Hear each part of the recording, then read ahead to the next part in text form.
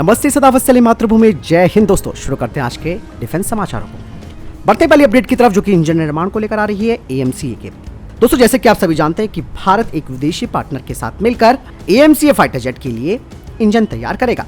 ऐसे में अब भारत इसके लिए पूरी तरीके से तैयार हो चुका है। ऐसे में दोस्तों यूके के चीफ ऑफ डिफेंस स्टाफ की तरफ से एक बड़ा बयान आया है। उन्होंने कहा कि इंजन का जो जॉइंट डेवलपमेंट यानी कि संयुक्त विकास किया जाना है, उसका प्रपोजल हमारे पास आ चुका है भारत की तरफ से, और यूके की जो गवर्नमेंट है उन्होंने इस मुद्दे को सबसे ऊपर रखा है। साथ ही उन्होंने कहा कि हम इस प्रोग्राम में भारत को इंजन की इंटेलेक्चुअल प्रॉपर्टी राइट्स तो देंगे ही, साथ ही साथ भारत को एक्सपोर्ट क्लियरेंस भी देंगे, ताकि भारत इन इंजनों को बेच सकता है बिना यूके की यानी कि यूनाइटेड किंगडम की परमिशन के बगैर। वहीं दूसरी तरफ दोस्तों फ्रांस भी अपने पाले में भारत को मिलाना चाहता है। साफरान ग्रुप के चेयरमैन प्रधानमंत्री नरेंद्र मोदी से मिले हैं और इस दौरान उन्होंने टेक्नोलॉजिकल पार्टनरशिप के मुद्दे पर बातचीत की है। वहीं दोस्तों तीसरी तरफ अमेरिका का GE यानी कि जनरल इलेक्ट्रिक्स भारत को इंजन निर्माण के संयुक्त विकास का ऑफर दे चुका है, लेकिन अभी उन्हें बाइडेन एडमिनिस्ट्रेशन से मंजूरी मिलना बाकी है।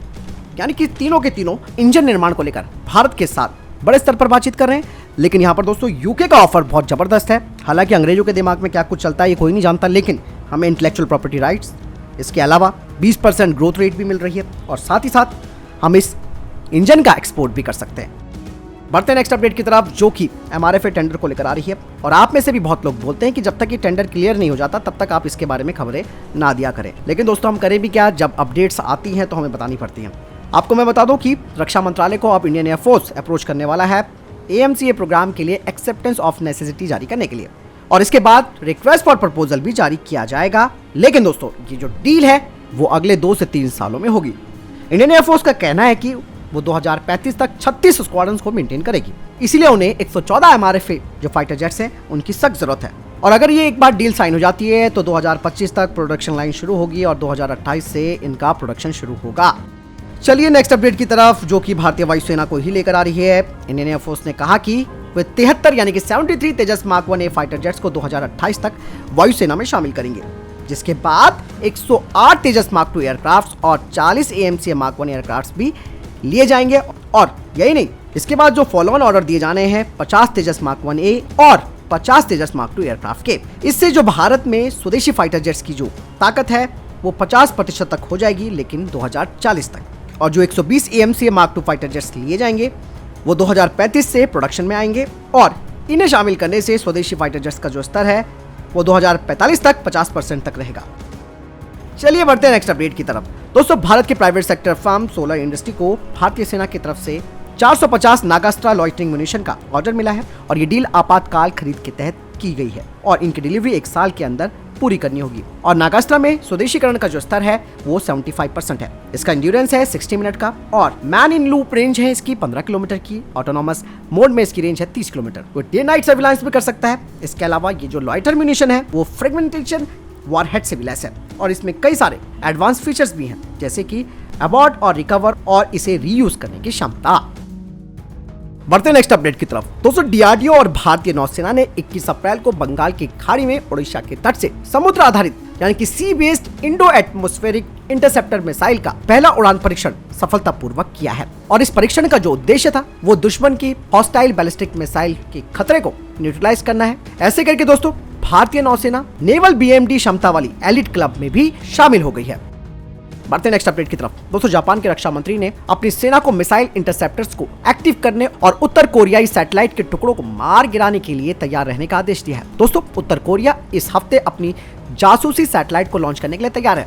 हालांकि इसके मलबे को जापानी क्षेत्र में गिरने की आशंका जताई जा रही है। जापान के रक्षा मंत्री ने कहा कि जापान के सैनिकों को ओकिनावा और आसपास के द्वीपों सहित दक्षिण पश्चिमी जापान में सतह से हवा में मार करने वाली PC-3 मिसाइलों को तैनात करने का निर्देश दे दिया गया है। मंत्रालय के एक बयान के मुताबिक उन्होंने SM-3 शिप टू एयर मिसाइलों से लैस डिस्ट्रॉयर्स को तटीय जल में तैनात करने का भी आदेश दिया है। दरअसल उत्तर कोरिया के नेता किम जोंग देश का पहला सैन्य जासूसी सैटेलाइट लॉन्च करने वाले हैं। हालांकि किस दिन ये लॉन्च किया जाएगा इस बारे में कोई जानकारी नहीं है। बढ़ते हैं नेक्स्ट अपडेट की तरफ। दोस्तों अमेरिका के राष्ट्रपति बाइडेन सितंबर में भारत की यात्रा करने वाले हैं। अमेरिका के विदेश मंत्रालय की तरफ से कहा जा रहा है कि 2024 भारत अमेरिका संबंधों के लिए एक बड़ा वर्ष होने जा रहा है। इसके अलावा अमेरिकी विदेश मंत्रालय की तरफ से ये भी कहा गया है कि G20 में भारत का नेतृत्व दुनिया में अच्छाई की ताकत के रूप में खड़े होने की अपनी क्षमता को और व्यापक करेगा।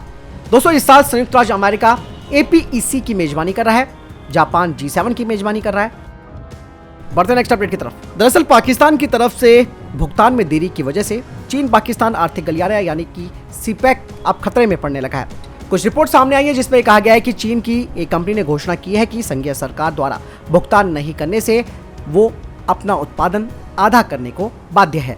दरअसल पाकिस्तान पर कॉरपोरेशन का $6 करोड़ बकाया है और ये चीनी कंपनी पाकिस्तान के कोयला आधारित बिजली प्लांटों को कोयला उपलब्ध कराती है। चीनी मशीनरी इंजीनियरिंग कॉरपोरेशन उन बिजली प्लांटों को कोयले की आपूर्ति करता है जो औसत 1360 मेगावाट बिजली का उत्पादन करते हैं। अगर मामले का समाधान नहीं हुआ तो इस कंपनी ने कहा है कि अगले महीने से वो आपूर्ति को आधा कर देगा। दोस्तों आज इसरो ने PSLV C55 रॉकेट से सिंगापुर के 2 सैटेलाइट्स TeleOS-2 और LumeLight-4 को सफलतापूर्वक लॉन्च किया। आंध्र प्रदेश के श्री हरिकोटा स्थित सतीश धवन अंतरिक्ष केंद्र से इन सैटेलाइट्स को पृथ्वी की निचली कक्षा में स्थापित किया गया। इन दोनों सैटेलाइट्स के साथ पोएम भी उड़ान भरेगा।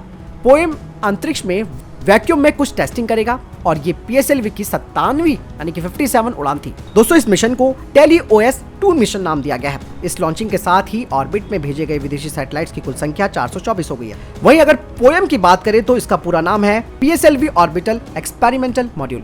PSLV 4 स्टेज वाला रॉकेट है। इसके 3 स्टेज तो समुद्र में गिर जाते हैं। आखिरी यानी कि चौथा स्टेज जिसे कि PS4 भी कहा जाता है, इस सैटेलाइट को अपनी कक्षा में पहुंचाने के बाद अंतरिक्ष का कचरा बन जाता है। अब इसी के ऊपर प्रयोग करने के लिए पोएम का इस्तेमाल किया जाएगा और ऐसा चौथी बार किया जा रहा है। अगली खबर भी स्पेस से आ रही है। दोस्तों इसरो ने पिछले महीने पोस्ट मिशन डिस्पोजेबल ऑपरेशन में संचार सैटेलाइट GSAT-12 को नष्ट कर दिया। इसरो के अनुसार GSAT-12 का पोस्ट मिशन डिस्पोजेबल ऑपरेशन 23 मार्च को पूरा हो गया था। इसरो ने बताया कि GSAT-12 डिकमिशनिंग से पहले PMD से गुजरने वाला 23वां जियोसिंक्रोनसिस अर्थ ऑर्बिटल सैटेलाइट था। यानी कि दोस्तों इसरो ने एक नया कारनामा कर दिखाया और स्पेस में 1 दशक पुराने सैटेलाइट GSAT-12 को नष्ट कर दिया। तो फिलहाल दोस्तों ये तब तक के टॉप डिफेंस और स्पेस अपडेट्स। वीडियो के सामने कोई प्रश्न जवाब है, आपको कोई सवाल है कमेंट सेक्शन में लिखकर जरूर पूछ सकते हैं। मिलता हूं नई जानकारी के साथ, चैनल जो सब्सक्राइब कीजिएगा। जय हिंद, वंदे मातरम।